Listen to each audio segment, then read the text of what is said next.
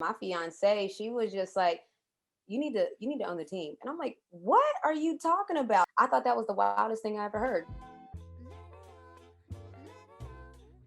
I would argue that the WNBA and its players were the first to lead the charge on social justice. Your take on that? Yeah, definitely. I mean, the summer before Colin Kaepernick took a knee, I was on that Minnesota Lynx team where we wore shirts that said "Change starts with us." Again, it was the summer before Colin Kaepernick took the knee, so people were definitely not ready to see that. The Minnesota Police Department, they walked out on us. They said they won't be security for our games anymore. They didn't like our messaging. Yeah, it was a whole thing. People were writing us letters. One of the letters someone wrote me was like, Renee, I'm so torn. I have family that's in the military. I have family that are police officers, and I love you. So what can we do? And I'm like, we got family that's in the military. We got family that's in the police department. That's not what we're saying. We're protesting injustice. We're not protesting those particular places. And so people, racism has been such a big part of America that when we started to protest racism, people thought we were protesting America. They thought that, oh wow, so they're not patriotic. And I'm like, no, we're just saying we didn't like what happened with Philando Castile. We don't like what's going on around here right now, and change starts with us. It was not received well. But to that point in 2020, we saw what happened. So I could have clear markers of the growth in the league because we actually got fined for wearing those shirts. The league wasn't Talk us behind through it. talk us through when you Yeah, started, the moment you all started, and at the time, I think it was Lisa. Wasn't Lisa the commissioner at the time or I the think so. president? Yeah, yeah. Talk us through the moment where there were specific teams. I remember the police saying they're not helping you guys because they thought we were protesting America. Talk us through the moment, the year that you all decided to do that, how it all came about, and then what happened consequently year after year after year until finally everybody got on board. Yeah, so a lot of other teams started to wear shirts. And so the WNBA had released like a memo saying players got to wear team issued gear, period. Like, we get it, whatever y'all are doing, but we wear team issued gear on game events and stuff. So then it became a problem because we were like, no, we're still wearing our shirts. And so I remember New York, they put their shirts on inside out and just different things to make a statement.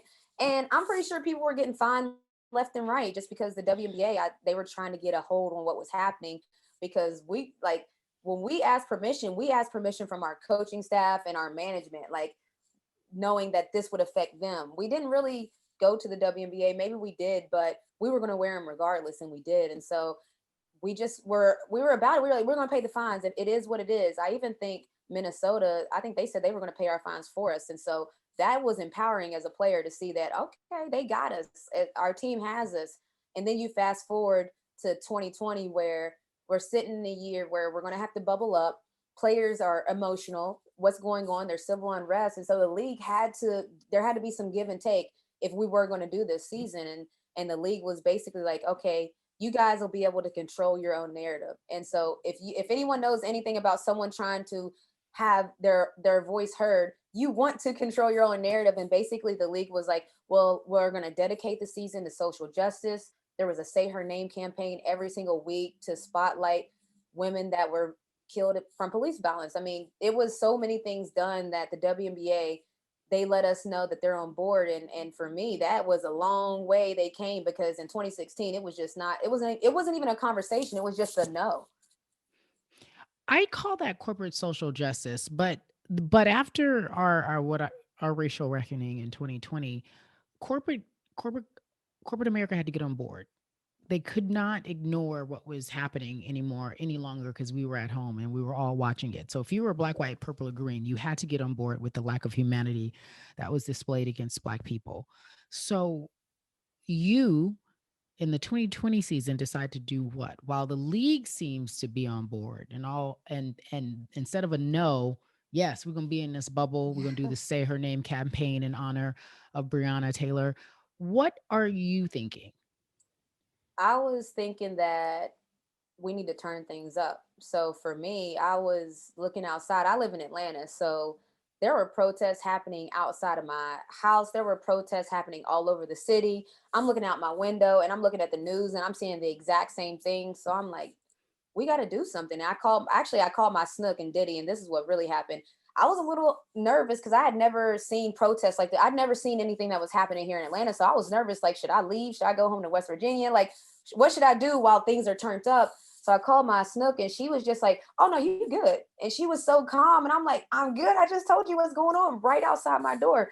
And she's like, no, they're not worried about you. You're good. She was like, this is what people do when they don't feel like their voices are heard. They got to make it felt. And so when she said that, I was just like, like, because usually, to give people context, I'm the youngest in the family. So if I have a high energy, everybody in my family is alarmed because I don't even get a high energy about anything. So when I was like, yo, what should I do? Maybe I should come home to West Virginia. And they're like, no, you good right where you at. And I was just like, wow. So that to me like was heavy because my parents are usually like, yeah, come home, baby. And I was like, so if they doing this to be felt, what am I doing to be felt? And that's kind of how the thought process started. It took 2 months, 2 weeks. Like I didn't just decide overnight that I was going to opt out of the WNBA. I mean, I've been playing since I was 5. I've been trying to get there since I was 10. So opting out was just not like a quick, easy thought. I started to weigh the pros, the cons. Am I going to go into debt, try to not have a job, like quit the job that I have right now? So there was a lot that went into that, but just everybody I talked to, they just was like, yeah, you're doing the right thing. Like if this is how you feel, you're doing the right thing. And so I just rolled with it. And then I was also stuck with the decision of, do I just say for personal reasons? Because some WNBA players did that. Like I'm not playing this year for personal reasons. So I was having to decide, do I say personal reasons or do I really say what's up? But I just, as you know, I'm pretty transparent and blunt. So I was just like, look, y'all, I'm not feeling what's going on. I want to do something. I'm here in Atlanta. What's up? And I threw a Juneteenth pop-up block party the next day. And was like, what's up? What's Let's up? celebrate this blackness. I literally tweeted out, yo, what's up? I'm be at Centennial Olympic Park at 5 o'clock tomorrow. Come eat, come dance. I had a step team there. Serena Grace sang. I had a lot going on and we did it over. It was crazy how it came together. So yeah, and the community turned up. Like there was a lot of people there because the protests were already happening there at that time. So yeah, it was pretty lit. But you were doing what you always have done. You've been a problem solver from day one, and it was a problem. So you figured out, how can I solve or how can I help? And so you opt out in 2020. You and I do some TV work together, and I'm blown away at just your candor and how composed you are, because it's tough, because the WNBA has this type of hold on some of the players where they don't feel as they can speak freely. And you're one of a few that uses your platform to say right is right and wrong is wrong. Then then you pull a hella boss move, and the team that you're playing for at the time, you leave the Lynx, you're playing for the Dream. The team you're playing for at the time that you're opting out of the season has this controversial owner. Kelly is a mess. Everyone wants her gone. She said Black Lives Matter movement is awful. That Black Lives Matter is an affront to what we provide here in this democracy, which is all nonsense, right? Georgia's a hotbed. I'm getting into all that when I track this. And then we already know that she can no longer continue to own the Atlanta Dream, because you guys were vocally protesting against her, you specifically. Yeah. So how do you go from protesting against the owner of your team to being part owner of the team? Like how we boss everybody up like that?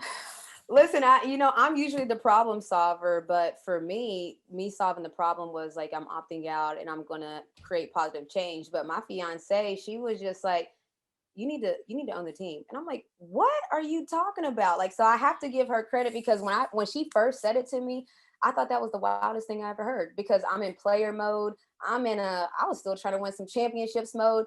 And then I'm like, what are you talking about? And she was like, you keep talking about you want to create change. You don't like how people are hiring. You don't like the representation going on. Like, who hires all these people? Who controls that? She's like, the owners.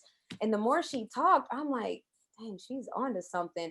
And so then, I remember the moment where I was like, you know what, I do need to own the team. Like, that's the moment where it became real because she would say it to me multiple times, like, you really need to try to do this, Renee. Like, and Serena, that's just how she is. Like, once she gets onto something, she's not letting it go. And so I'm like, okay. And I'm always like, okay, in due time, like maybe later. And she's like, no, you need to start now. Like, what do you mean later? And so once I had made my mind up, once she fully helped convince me in a sense of this is the thing to do, I started to see, I'm a Hamilton fan. I'm into Broadway. And, the room where it happens. She was trying to get me in the room where it happens. And That's it. I was trying to just micro do things. And she was like, no, you need to think bigger. And so that's how everything started for me.